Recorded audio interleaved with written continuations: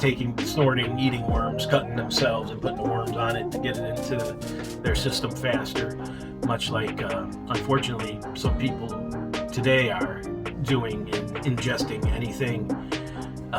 Interesting mess, to say the least. It seems like this film was 4 different short films just pieced together and scrunched all together, and not really any coherent form. The choking of the intestines, much like something that I see in my J-horror that I watch, where they really come up with some wacky, crazy stuff, body horror stuff, but it all has its means in the story. This.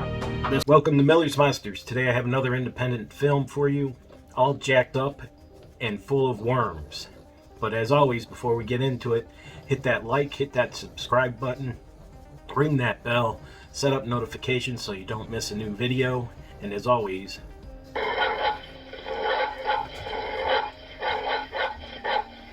there be spoilers ahead. So, all jacked up and full of worms is an interesting mess, to say the least. It seems like this film was 4 different short films just pieced together and scrunched all together, and not really any coherent form. But it's a story about four people that run into each other, and they are intent on finding the next high, and it turns out that it's going to be eating, snorting, or using worms.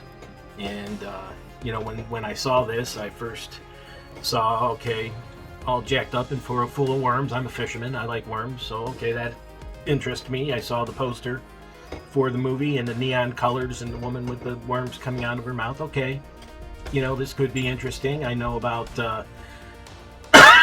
excuse me, I know about people licking toads to find a high. I said, okay, it's plausible. What's going on here? Maybe these are some extraterrestrial worms that people find and use to get high, and maybe the worms crawl into their brains and take over their brains, something sinister like that. But no, these are just normal everyday earthworms that people have found out that they can just take use and get a buzz off of. So our story starts out with a guy and a girlfriend, and she's trying to find the next high and brings in a guru, and they end up getting very familiar with each other, and the guy is upset about that. He cleans rooms at some seedy hotel and runs into our other main character, Benny, who is a loser, basically. I know that's a harsh way to put it, but it's true. He wants to have a family, wants to have a baby, so he's gone out and purchased a baby online that's somehow in his mind he's going to bring to life, and he wants to go find a mother for the child.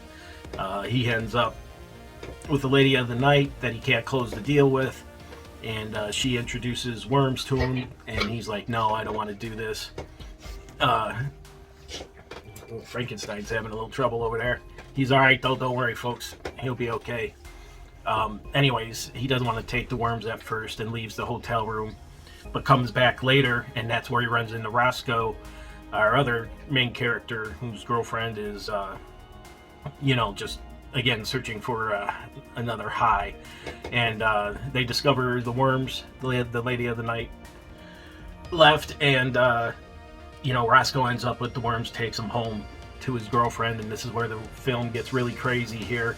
And they do worms together, and they ingest them and they snort them, and go into this psychedelic trip, and apparently she overdoses on them. So I think, from what I can make of it, she overdosed on them, and her guru I think died of them too, and that leaves Roscoe there, and he runs into Benny again, who had his baby thrown into the water, and is sitting on the beach. So they run into each other and they do worms, and again they go on this psychedelic trip, and some fantasy of them riding on a moped together, things of that sort.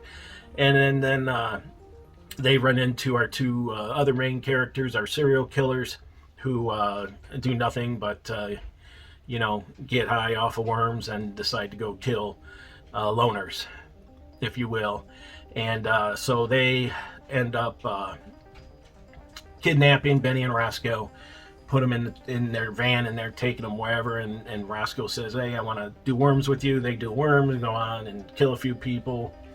And then we get back to the hotel room where they've now tied Roscoe to a bed and have locked Benny up in somewhere. And what they do is they force Roscoe to watch Benny being disemboweled. When during that they stab Roscoe in the stomach a few times, so he's dying on the bed watching Benny get disemboweled. And then all of a sudden, late at night, comes back and tells Benny what a horrible loser he is, worst person she ever saw. And all of a sudden he finds the power to animate his intestines, which our two serial killers have dragged all over the place and done jump rope with, and kills them, chokes them to death with the intestines. So there you go. We have everybody in the film dead.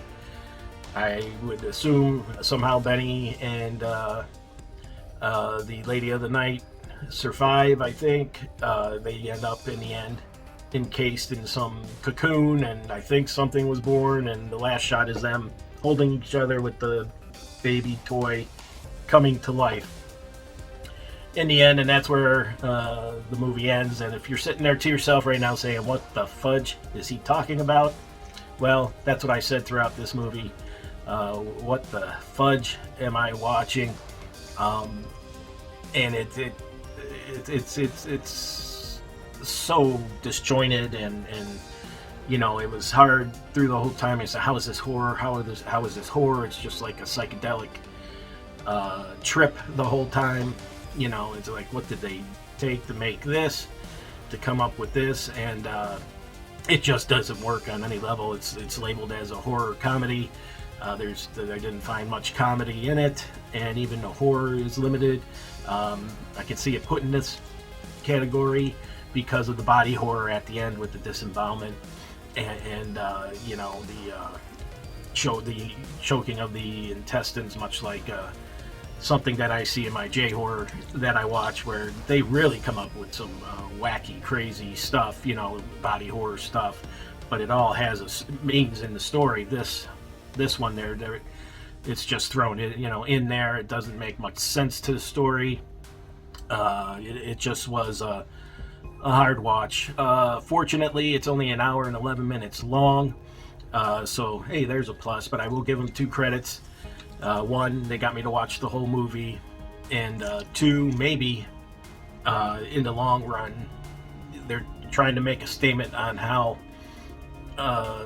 to what insane lengths people will go to get that next high, ingesting whatever they can in their body. They're snorting, eating worms, cutting themselves and putting the worms on it to get it into their system faster, much like unfortunately some people today are doing in ingesting anything in questionable items that'll eventually lead to their death. So maybe I'm giving the film too much credit for that, but it does kind of make a statement in that way. Also, the acting's okay. I will give them credit. The special effects, the body horror special effects, were well done for an independent film. So, that was worth it. It wasn't worth the hour wait to get to that point. And I think you might have something better to do with your hour and 11 minutes than watch this movie, unfortunately.